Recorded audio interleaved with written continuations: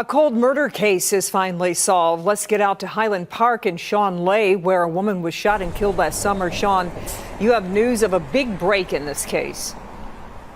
Truly a big break. A tragedy here at the Woodward Inn, but it happened months ago. Really just one clue to this one is this.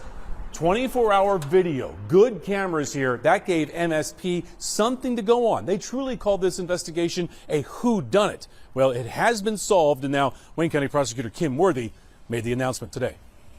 She was beloved in her community, and she was known to be generous and a compassionate person, according to her family and many, many friends. Wayne County Prosecutor Kim Worthy highlighting the tragic and mysterious murder of Ashia Davis. Let me take you back to June 1st, 2023, and the Woodward Inn in Highland Park. A security camera capturing this person coming in, then running out. But that person wasn't captured for months. That night, police finding the body of the 36-year-old Ashia Davis in her room. She had been shot in her head. It is alleged that the defendant shot and killed her. At the time of her death, she had recently completed nursing school and was going to start a new job when her life was tragically cut short. At last, a break in what was a very cold case. This 18-year-old Carlos Lamar Scotland was arrested this week and charged with Davis's murder. Carlos Lamar Scotland is 18 years old. He has been charged with the following offenses: first-degree murder, felony firearm, carrying a concealed weapon, and resisting and obstructing a police officer. Ashia Davis was a woman defined by resilience, a radiant spirit who carved out her place in a world that often tried to erase her. She was 36, a transgender woman of color, navigating life with courage, surrounded by friends who admired her strength and a community that cherished her warmth.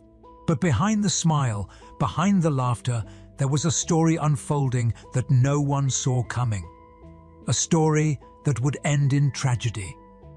Carlos Scotland was just 17. To some, he was a quiet, unassuming teenager, but to Ashia, he was more than that. Their connection was complicated, marked by secrets, trust, and an undercurrent of danger that neither fully understood.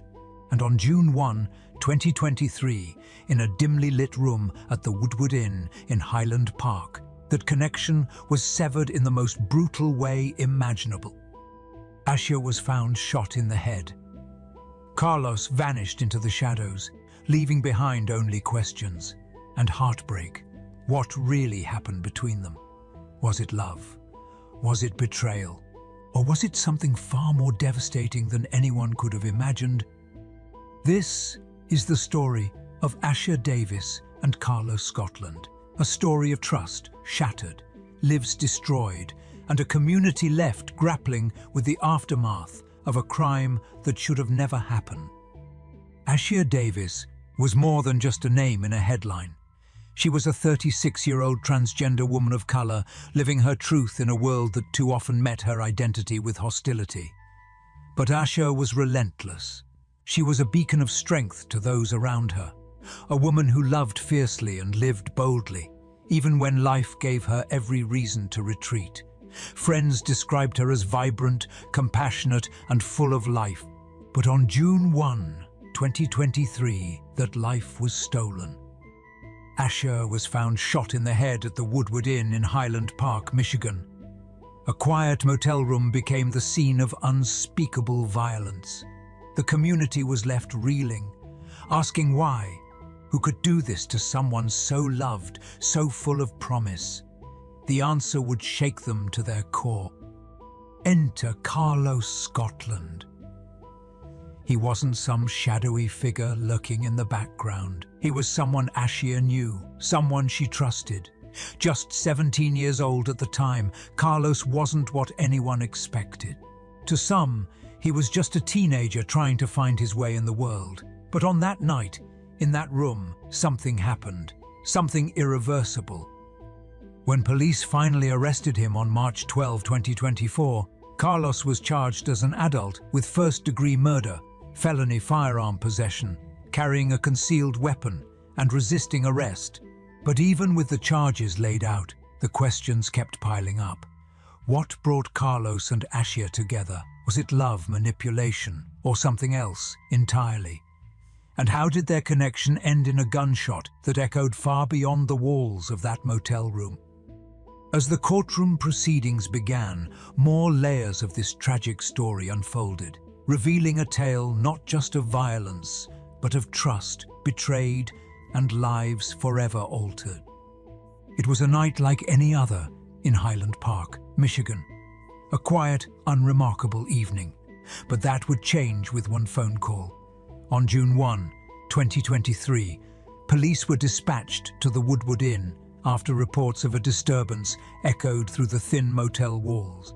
When officers arrived, they were met with a chilling scene.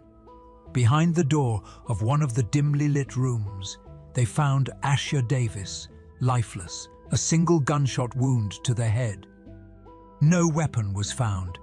No suspect was in sight. The room was eerily still, as if the violence that had just erupted there had been swallowed whole by the silence that followed. But the tragedy wasn't just the loss of life. It was whose life had been taken. Ashia Davis wasn't just another victim. She was 36 years old, a transgender woman of color, navigating a world where her identity made her a target. But Ashia didn't shrink from the world. She embraced it. Friends described her as a beacon of light, someone who fought for her place in a society that often refused to see her. Her laughter could fill a room, and her presence was magnetic. She was known for her compassion, her resilience, and the warmth she brought to everyone around her. But for trans women of color like Ashia, life is often lived on the edge of danger. The Human Rights Campaign reports that violence against transgender individuals, particularly women of color, is at an all-time high. Ashia's death wasn't just a personal tragedy. It was another horrifying statistic in a growing epidemic of violence.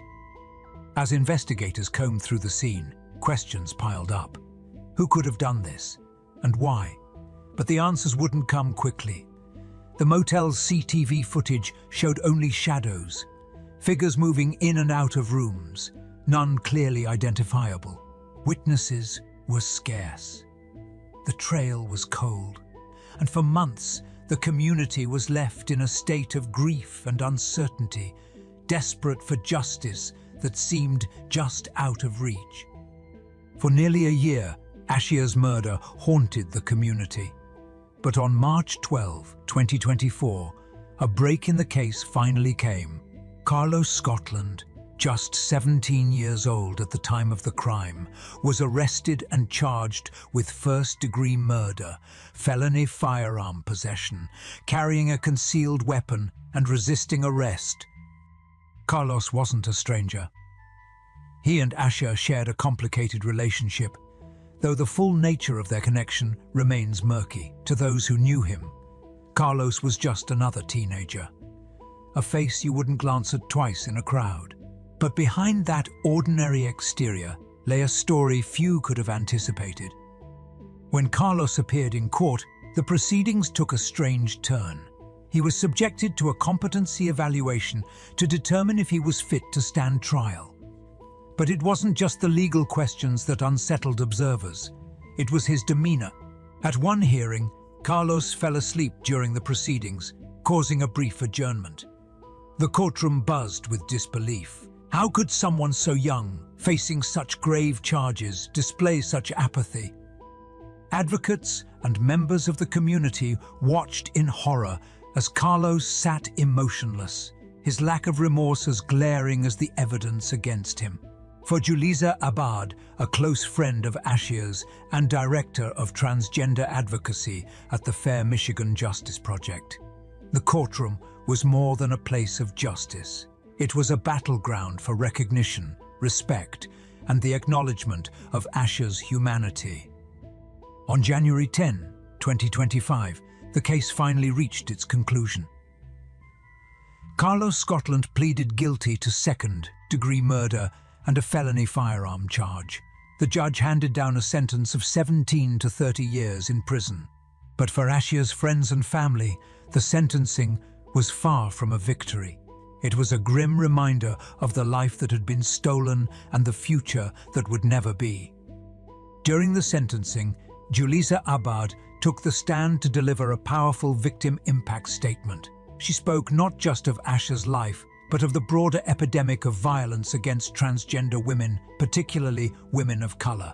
She described the ripple effect of Ashia's death, the grief that tore through their community, the fear that settled in its wake, and the injustice that seemed to hang in the air, even as the gavel fell. But what struck many was not just the weight of Julissa's words, but the continued lack of remorse from Carlos Scotland. He sat, expressionless, as the courtroom heard about the vibrant life he had cut short. His indifference was a wound that refused to close. For Ashia's community, the sentence was a small measure of accountability, but it did little to erase the pain. Vigils were held, candles flickered in the night, and signs demanding justice for trans women filled the streets. But the question lingered: how many more lives would be lost before the violence stopped? How many more Ashias would there be? The case of Ashia Davis may have reached its legal conclusion, but the grief and anger lingered long after the courtroom doors closed, because Ashia was not an isolated victim. She was a part of a larger, growing tragedy. A tragedy that continues to unfold with each new name, each new headline, and each new life lost. Transgender women, especially women of color, face violence at an alarming rate. A pattern, one that society seems reluctant to address, continues unchecked. The reality is hard to ignore. Violence against trans women of color is not just a statistic, it's a daily crisis. A crisis where too many lives are stolen, often without a second glance. Ashia's death, while devastating, is just another chapter in this ongoing story of violence and erasure. And it demands more than just a courtroom verdict. It calls for change, for justice that extends beyond legal boundaries. In the wake of Ashia's death, voices of advocacy have risen louder. Tori Cooper, a transgender rights advocate with the Human Rights Campaign, called for a reckoning. She spoke about the need for a shift. Society must no longer turn a blind eye to the systemic violence faced by trans women. But for many, the question remains: what is society doing to prevent the next tragedy? What will it take for the violence to stop? The conversation must extend beyond the courtroom and into the heart of society. The systemic failures that allow this violence to continue cannot be ignored. While the courts have delivered a sentence, the work of creating change, the work of creating safety for all trans people, has only just begun. Ashia Davis should still be here today, but the forces of violence, stigma, and silence allowed this tragedy to unfold unchecked. We cannot change the past, but we can demand a future where lives like Ashia's aren't lost so easily, where justice doesn't stop in the courtroom, but extends into the very fabric of our society. What will it take for justice to truly mean something? For lives like Ashia's to be valued? For voices like hers to be heard? This is the conversation we must keep having, and it's up to all of us to make sure it doesn't end here. Tell me your thoughts in the comments. And if you believe in raising awareness against these crimes, subscribe for more real, researched stories that demand to be told.